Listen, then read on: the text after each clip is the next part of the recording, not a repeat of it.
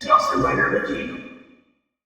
Hey YouTube, Dawson Rider here with my review for the Hillhurst Monsters set from Big Bad Beetleborgs and Beetleborgs Metallix. If you don't remember, these were the collection of monsters and Flabber. They're, honestly, they're Zordon figure, which is kind of funny, but the collection of monsters and Flabber that lived at the Hillhurst Mansion. Honestly, I think this is a fun little set, especially to review and take a look at around Halloween time. I've been meaning to dig this up for a while for a review, and now seems like the perfect time of year for it. I believe they also did a Hillhurst playset around the mansion, which I don't have, but I'll just see what that looks like. Might be kind of cool to have. But this is pretty cool. As you can see, we have Flabber, we have Count Fangula, we have Wolfie, we have Frankie, we have Mums, and then we have the Ghoulie guy. And it's a pretty cool little set. And honestly, a couple of them look a little dated. I think Flabber and Fangula look the worst with their weird looking faces. But the other ones actually look pretty decent for what they are. I'm going to start with Ghoulie just because he's right out in the front, which is actually a pretty decent looking figure. I mean, I was not expecting to have the most amazing figures, but for what this guy is, which is pretty simple,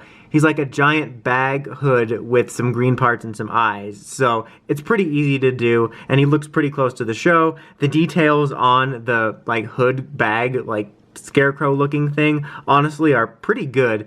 All of them basically feature the same articulation, which is that their arms move, so you can get a little bit of personality out of some of them depending, but there's not really a whole lot going on. He's probably my least favorite of the bunch, so I was least concerned with him, but still, it's a nice little figure. Then we have Mums here, which I actually think is one of the most accurate looking ones. If you're just taking a look at his head sculpt, it looks pretty close to the show and is pretty nice looking. I like how a lot of them sort of have a pose where they're trying to do something to, like, based off their monster and trying to scare people, and he just kind of has his hands at his side. I mean, I guess you can do some poses with him and stuff like this, but I guess because he's a mummy, he just kind of lies there, but it just looks so sort of at attention. But it's also a pretty decent looking figure. For what these are, they have some pretty decent details, and I think he looks pretty good and pretty close to what he looked like in the show, and I dig it. Then we got Frankie here, who also I think has a lot of personality. His face doesn't look perfect like the show, but the sort of expression he has on his face from here really just gives the vibe he had in the show, which I think is kind of nice. And his arm move here, so he kind of looks like he's trying to do this dance move, I guess. You can kind of have him having his hands up in the air and whatnot. So it's kind of funny because they're very limited, but because of the position like his hands and Fangula's hands are in, it kind of gives them some personality, which I think is kind of fun. The rest of them actually looks pretty basic. Like it looks like a little, like, I don't know, Tonka playset guy character. I don't know. It just looks really like cheap looking, his outfit, compared to these two, which I think have some pretty good details on them. It's not bad or anything. Like, I wasn't expecting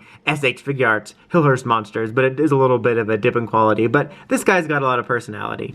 Then you got Flabber here, which is basically like if Jay Leno became the Joker. He's the only one who I think has a really weird looking like head sculpt and face. The other ones, I mean, Count Fangula look a little weird, which we'll get to in a second, but I think his is the only one that looks like the least accurate. And God, he's got such shiny hair, which is just kind of a weird looking face. It's got a bit of a personality in there, but it looks a little bit like the royalty free version. He does have this cape here which comes off, which is beneficial because he stands a lot better on his own without the cape. Like right now he stands, but when I took the thumbnail and before the review I had to have him leaning up against Fangula with the cape on. It makes him top heavy, but he can also do this. I don't know why he's permanently bent. Like, it goes for his personality, but I kind of just wish his legs weren't permanently bent, even though it does give him a little bit of something unique. It's just kind of weird that he's always crouching. I think the details on his outfit look pretty good. Looking at it up close and having a figure makes me think he dresses like Austin Powers as well, but the details on it look a little bit better, and you have the Made in China thing, which is really important there, but the details on it look a little bit better than Frankie's clothes. But yeah, you know, it's not a bad Flabber figure. I kind of like having one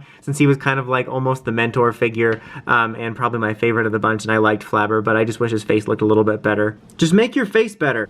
Alright, now we have Count Fangula here. Again, I think he has the second worst face just because it looks a little bit cartoony, but it's honestly not that bad, especially since this pose and his face feel very fitting for his personality of the show and trying to scare someone. It's the white Blaster Beetleborg. It's just a little bit off compared to some of them, but I'm being kind of nitpicky because it also fits his personality, and I think the details on his clothes look pretty good. I think the more almost matte-like finish on the black here makes it look less cheap than like Frankie's clothes, which look really smooth and cheap and like is out of a little like play school set or something. Like, I know these were kids' toys too, but you know what I mean. I think you know what I'm getting at. And these posed arms give him some weird looks for dancing, but this kind of just is the perfect pose for him and his personality. So it works out, even if his hair is also super shiny. Then we got Wolfie Hero, who I think is pretty well done. I think he's actually got a really accurate head sculpt to him for what he is in the show, and he also just kind of has this one pose here, and his clothes don't have as much of that shiny look as Frankie, which makes him look a little bit better. Like, I wish his pose was slightly different, but I guess it kind of works.